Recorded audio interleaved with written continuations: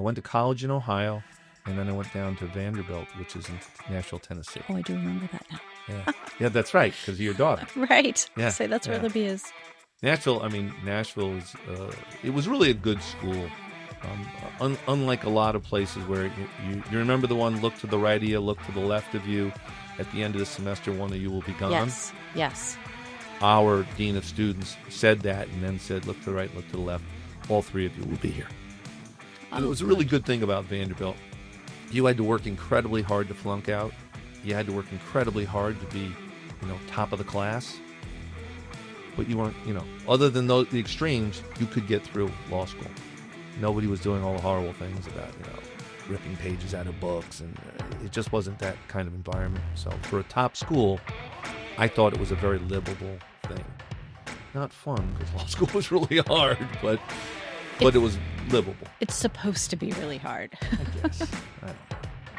Excellent. Well, to those of you that are joining us, this is Touchstone Talks, and we're here with Bob Brody of Brody & Associates, and he's going to talk to us today about employment law and what that means exactly. Thank you. It's great to be here.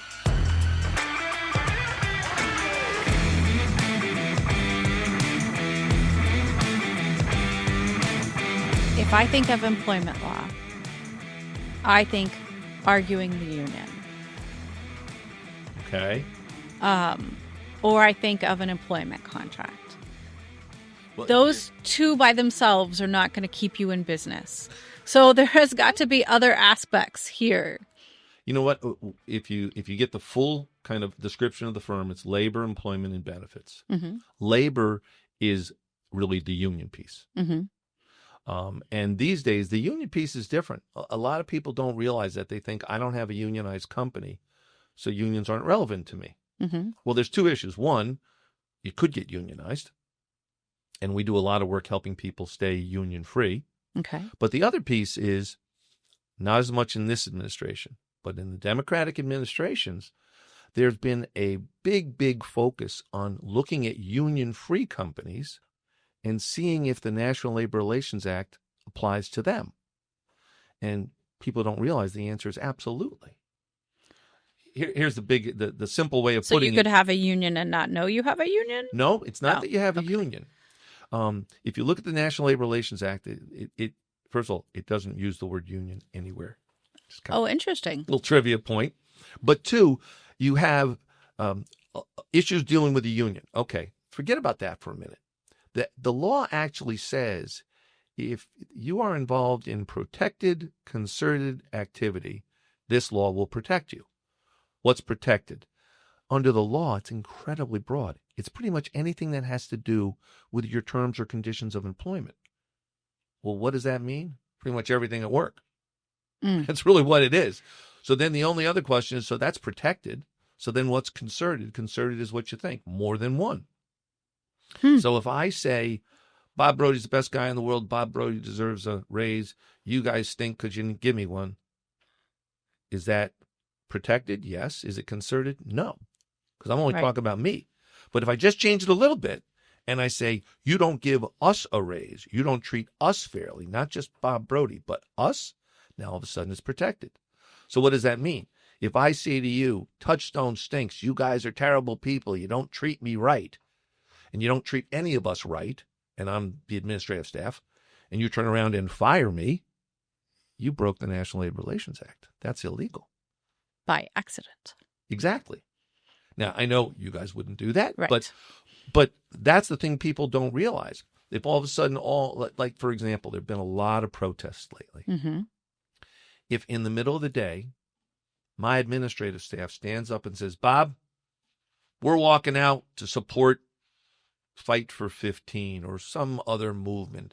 We love Trump, we hate Trump, whatever it is, but it somehow affects our business, they have a right to walk out without even giving me notice. Just boom, they walk out. And I'm sitting here going, well, how am I going to run my business? Right. But they have a right. Now, in my world, it's not as likely. But what happens if you run a fast food restaurant? And all the workers go out to support this movement that fast food workers should get paid better. Or they go out and they're protesting something with immigration that's related to the employer. That's all protected. So the first piece of our business is this labor piece, but remember, it's not just unions. It could be your employees just acting together and you saying, I'm not going to put up with that. You can't do that. Well, they can generally. Yeah. So that's the first piece. That's a little scary. If I'm an owner, how do I protect against my company for that? You know what? We'll probably talk about it more later, but the key issue is, do you even know that it's an issue? It's not hard to protect your company if you know there are guidelines. The problem is you ask any normal person, me not being normal, Right. they would have no idea. They would look at this and say, you're kidding me. And I've had lots of people say that to me. They're like, I don't understand, Bob. I don't have a union.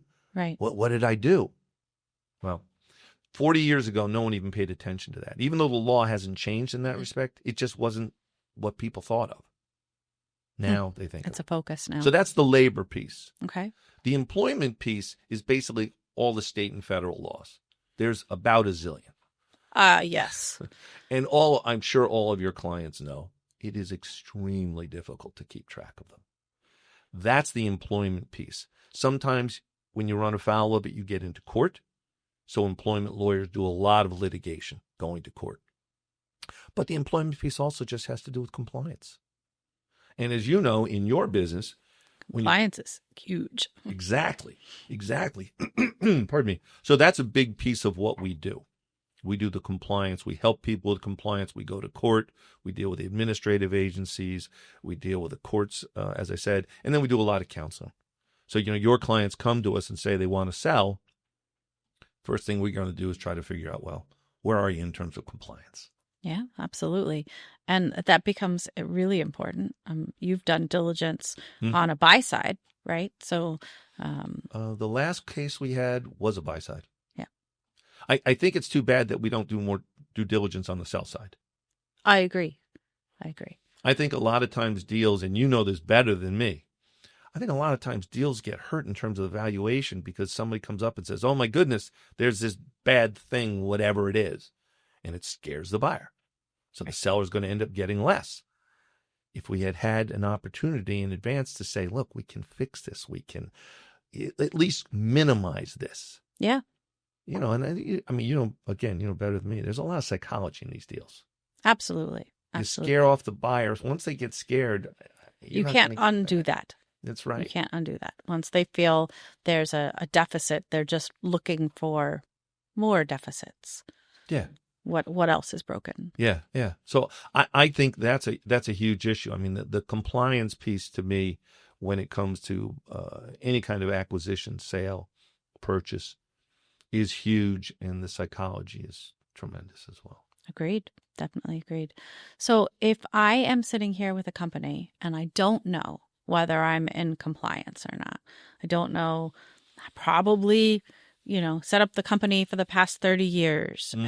And I make sure that we have health insurance, and I try to go on my CT website and follow whatever I'm told I have to offer for trainings or this, that, and the other. How do I check that? Do I come to you?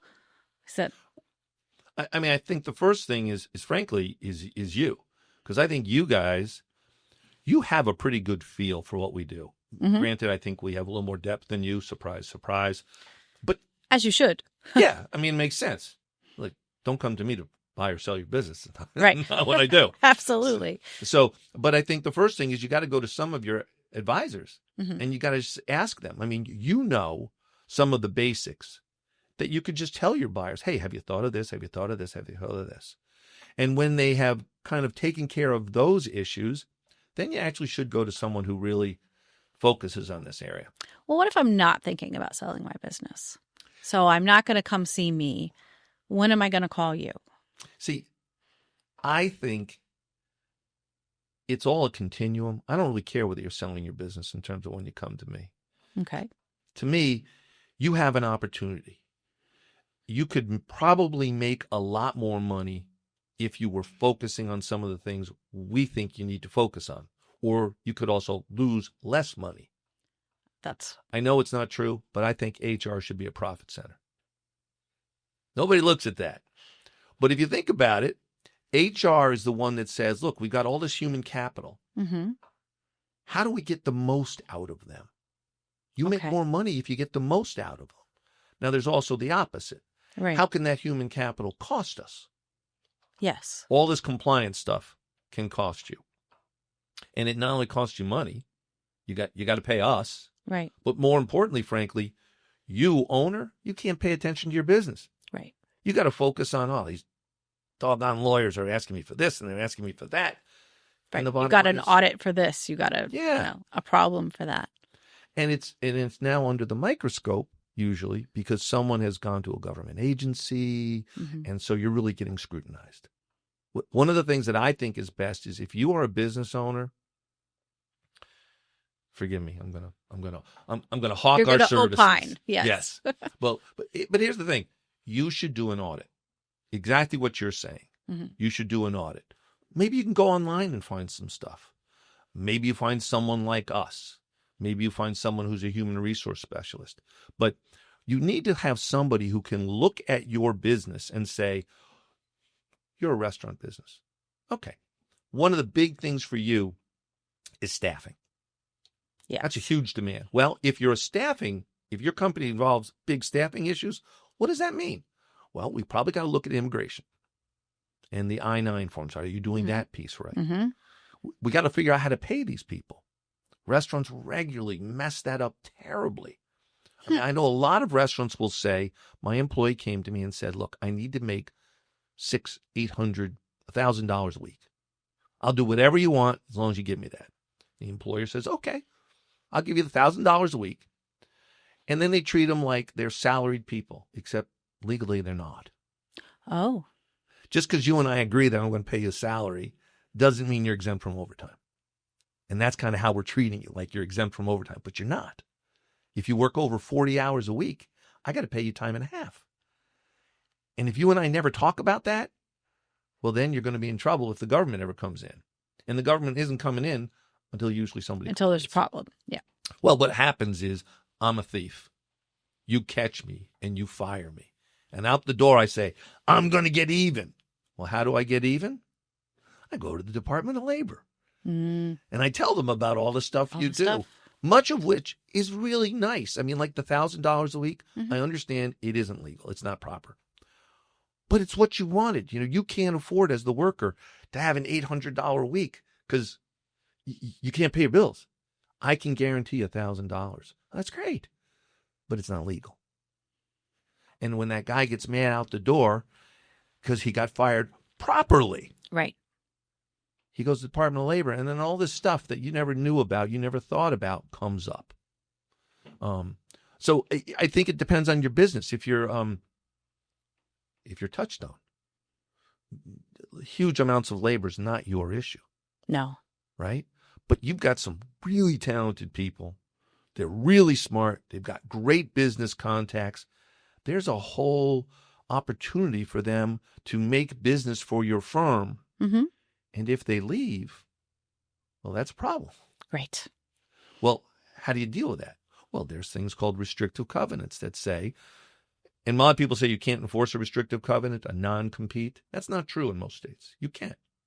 So what is your... There's been some controversy about that as in the The- past year or so, right? Yes. At the end of the Biden administration, the FTC passed a rule that said basically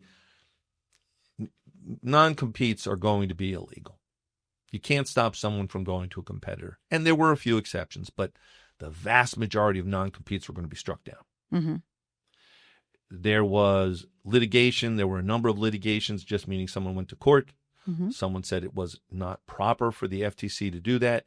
And the FTC was enjoined, meaning a court said you can't enforce this rule. Then we changed administrations. Well, this is not the kind of thing that a typical Republican administration was going to want. And so it died.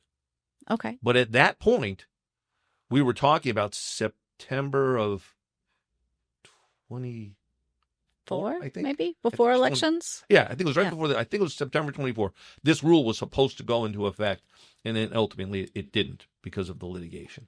Yeah, because I know for us, non-competes typically center around a business transaction, and those were never in question because that is You're right. enforceable. So, Yep. And that's a great point. And by the way, I will mention, people forget that they often think of a non-compete as the end of the story. It's really not. There's usually 3 basic issues. Can you compete? You can tell I'm a management lawyer. Can you steal my employees? Can you steal my customers? yeah. Those are 3 different things. The non-compete is the one that gets all the attention. But if you really think about it, The non-solicit is actually more important. exactly. I mean, it's huge. And if you're going to a state like a California, there's about 3 states in the union that don't allow non-competes, basically. But if you go to those states, they all recognize, one, if you sell your business, you can put a non-compete in. Right. It's got to be reasonable, but you Right. can. And then the non-solicitation of employees and the non-solicitation of customers is almost always enforceable. Yeah.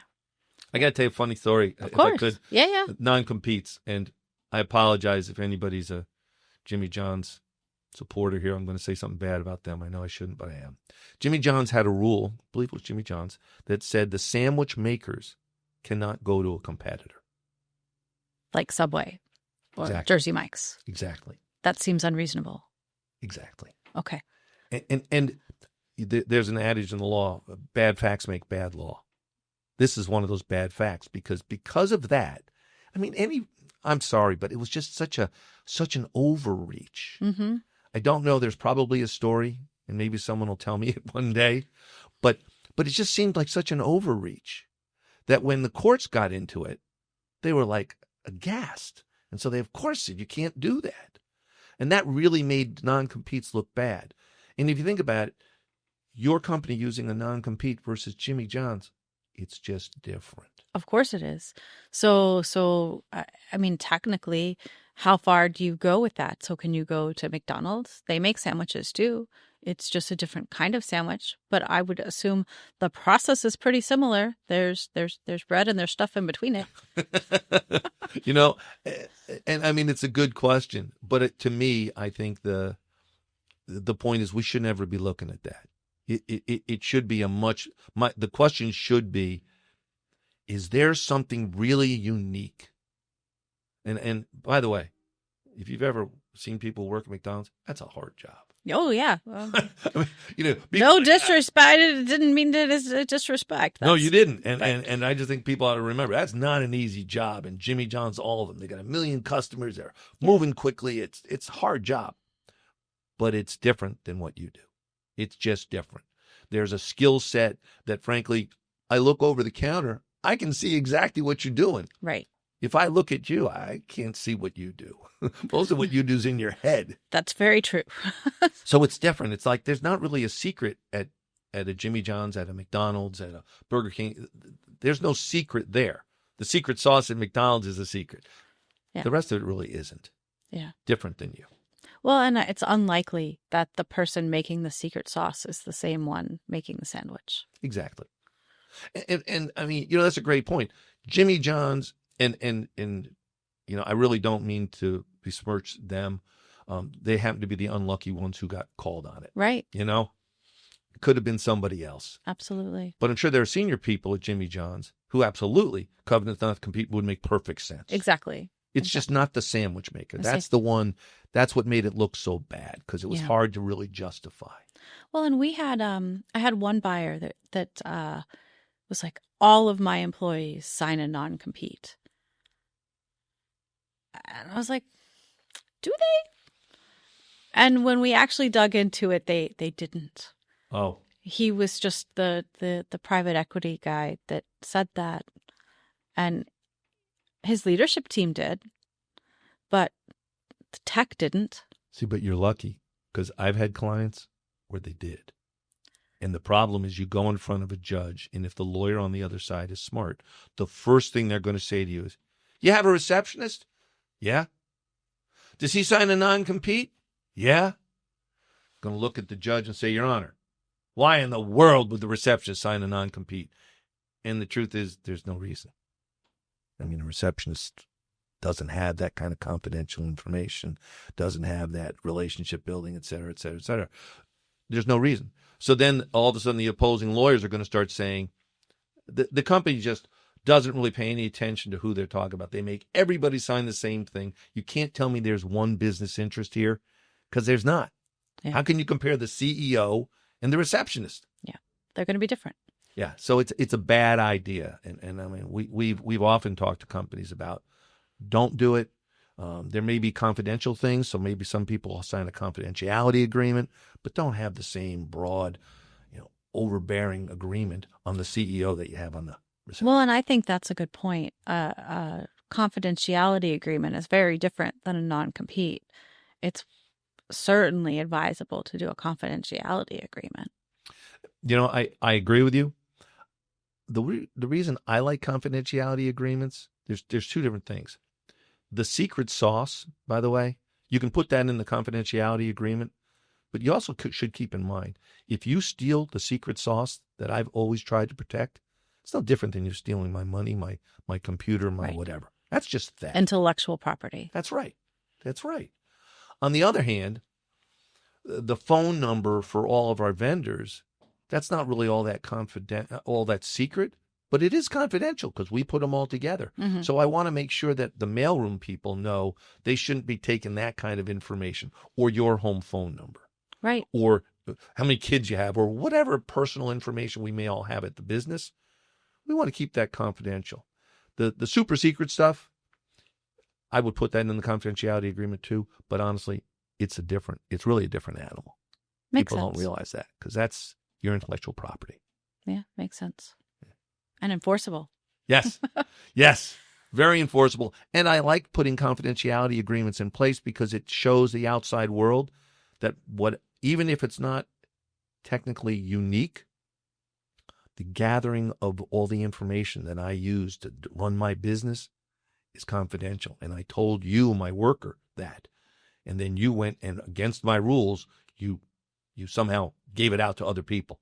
So it becomes very clear to the employees too, because sometimes someone might say, "You want Deborah's phone number? Sure, I'll give it to you." I'm like, what are you giving out? Should I have done that? Yeah. Yes. And we want to make sure that they understand, because it's not. I mean, how do they know? Right. You know? Well, and we, AI adds a wrinkle to all of this, but we are very careful with how we use AI within the firm, specifically for confidential information. That's a great thing. One of the things that we've learned from the AI people is, if you put a document on AI, most of the AI systems, they're actually accessible by the public. Correct. So you put your buy-sell agreement on AI, that means somebody else could go and get your buy-sell agreement. Correct. That's why you don't do it. That's right. Not everyone realizes that. Yep. Now, we have there are some private IA systems. We have a practice management service. We use Smokeball. They have Archie. Archie is AI, but it's only enclosed within my software. It's encapsulated. Exactly. Yep. And that's a great idea. Yes. That to me is something you ought to, because I like AI. And I also like AI for proofing things and finding a better way of saying things, but I don't want to put it out there for the public. Right. So those kind of encapsulate, that's a great term. Yeah. It's a great term. Yeah. Absolutely. It's going to put us all out of business, but Interesting, there have been a lot of predictions that in the law firm world, a lot of the biggest law firms literally would hire 30, 40, 50 associates. And a lot of people do believe that the need of the 50 associates is going to go out the window, because AI is going to take care of these very smart, but not really very skilled yet, because they're brand new lawyers. right. AI is just going to take their jobs. Now, the middle level lawyers, yeah, they're going to have to oversee the AI, Right. because they used to oversee the associates. But those, I think a lot of very, very introductory people into complex businesses, they may lose the jobs. Yeah. I'm concerned about that in terms of then how do you get the associates trained? Like, where do you get your next middle level of whatever industry if you no longer hire people to learn? You raise a great point. I mean, that is, It's very insightful, and and I don't have an answer. Yeah. I don't have an answer. I think maybe just the natural slowness of change. We're going to keep hiring some, Right. but not as many as we used to. So there'll be a pipeline. It just won't be as big. Yeah. You know, Not encouraging for the people that are in college right now, though. no. I mean, I gotta agree with you. Now, interesting. Remote work, Mm-hmm. different issue, Mm-hmm. but the same issue. Because remote work, everybody stays home, and a big question people have asked is, how are we going to train those people who are sitting at home Mm-hmm. when they never see me? And I've got, like you got 20, Right. 30 years, 40 years of experience. They don't sit next to us. They're not with us. They Right. miss a lot. So Yeah. that's more of a training issue. But I see there's a number of issues that are going to be focused on what's the next generation. How are they going to succeed? Because we're not giving them the training that they used to get because of AI and because of remote work. I It's a mean, I dilemma. guess it's like everything else, though. Every generation evolves, right? Like we heard our parents complain about our music. We complained about our kids' music. Like it's all cyclical. So, people smarter than us are going to figure out how the next generation functions. I never verified this, but I had heard that there had been studies that showed every time there was like a major improvement in technology, electricity, electric light bulb, some of the telephone, some of these things, and a lot of the industrial revolution, machinery, the feeling was all these low-skilled people are going to be out of work, and exactly what you said happens. Every time they just shift to a different set Yeah. of skills. But we still need the bodies. The bodies are still there. Yeah. I don't know if that can keep happening, but historically it has. I say historically it has. So I'm going to lean on, we'll figure it out. I think you're right. I think you're right because somehow they do. Yeah, So- interesting. A bit divergent from our Yes, sorry. but still but all kind of intertwined, right? Like we all have to think about how we're employing people and how we're regulating that and tracking the law. And I want to go one more step, slightly controversial. What can our employers do to make sure that they're prepared for this administration's efforts, right? Getting the I-9s, getting documentation. How do we support our employees? The I-9 issue, it's a very important one. It has actually turned out a little different than I think the administration planned. Mm-hmm. But in terms of an employer, first of all, do you know what an I-9 is? It's a very simple form, actually. It is, but you got to make sure you know. You guys know. You would know to tell your clients. You got to make sure you know what it is. Mm-hmm. And it's a form that really just says two things. I am who I am, and who I am is entitled to work in the United States. It's all the I-9 form does. And it tells you got to produce this kind of documentation to prove who you are and that you can work here. That's basically it. They're very picky about how you fill it out, so you got to be careful of that. But that's basically it. So employers, my first question is, do you have an I-9? My second question is, have you ever looked at whether you fill it out? I mean, we have had employers who literally filled out we've had employers who don't know what it is, so they don't fill it out. We've had employers who know what it is and have only filled out half of it. We've had employers who do things like, I don't really understand the documentation. Just give me everything. Well, you're actually not allowed to do that. Right. So now that's a problem. But if you actually read the form and you talk to someone like us, you read up on the internet, I mean, there's a ton written on it. There are some questions that are not easy to answer, but most of the questions about the I-9s are very basic. If you are largely in compliance, yes, there are problems you can have, but they're very minor. The employers who are really going to get in trouble is the ones who know they're not using I-9s, who know they're having undocumented workers. And the ones who really get in the most trouble is when they then take advantage of them. Oh, right, because then they have recourse. Well, and when the ICE comes in, ICE is not kind if they know you're intentionally taking advantage of these people. I mean, ICE wants to get the not undocumented people out, and that's true. But when ICE finds out, for example, you don't pay overtime, you have all your workers living in your basement, you've divided your basement into 6x6 cubes separated by sheets, and you charge people an inordinate amount of money to rent that space because they can't live anywhere else. And then on top of that, you don't even pay them the overtime. And there are cases like that. Those people can go to jail. But the good news is, Fortunately, I don't have any of those clients. and you know what? That's a very intentional thing. That's the thing I think people ought to remember. Intention is important in this. Mhm. Just for example, you think I'm legal. I'm not. Okay. You asked me for all the right documentation, and I gave it to you. It's all a forgery. And I got to stop for a minute. My son, who I love and I respect, and this wonderful kid, he had his friends over to the house from college, 20-year-old. And after they leave, I find a driver's license. Oh, one of the kids left their driver's license. Huh. One of the kids left 2 driver's licenses. Same kid. Different birthdays. Oh. And so I say to my son, well, what's going on here? And he's like, Dad, $75 on the internet. You can buy that. Yep. I didn't realize it. So the bottom line is, and the reason I mention that is, I'm not authorized to work in this country, but I gave you what looked like a legitimate driver's license. I gave you what looked like a legitimate Social Security number.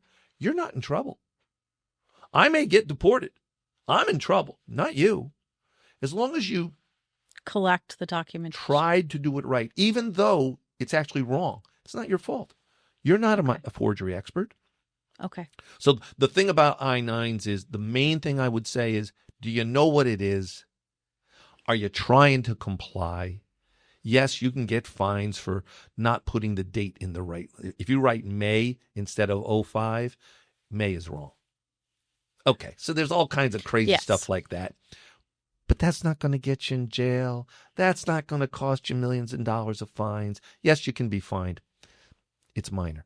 What you really hear, if you think about the things that scare you on TV, Mm-hmm. those are like massive cases where the government, probably rightfully so, doesn't believe it's an accident that all these undocumented people are working here. They believe the company knew exactly what was going on, and they allowed those people in. And so both, because of that complicity between the worker and the company, they're both going to get in serious trouble. Like you, I would say most of our clients, they wouldn't do that. Right. And so, yes, let's get on top of it. Let's figure out a way to help give the people who are legal Mm-hmm. but scared. Because that's another problem. A lot of people won't come to work if they hear ICE is coming, even though the truth is they're perfectly well documented. ICE can't touch them. But with all the publicity about all these people getting dragged in, it scares a lot of people. So there's a heavy, heavy amount of fright, and I don't blame them. But at the end of the day, as an employer, are you trying to do the right thing? Have you done the basic right things on this I-9 issue, documentation? If you have, you still should get somebody who can do an audit for you. I mean, we do it, other people do it. Audit to make sure you're right. But are you going to jail? No, you're not going to jail. That's just not who goes to jail in this.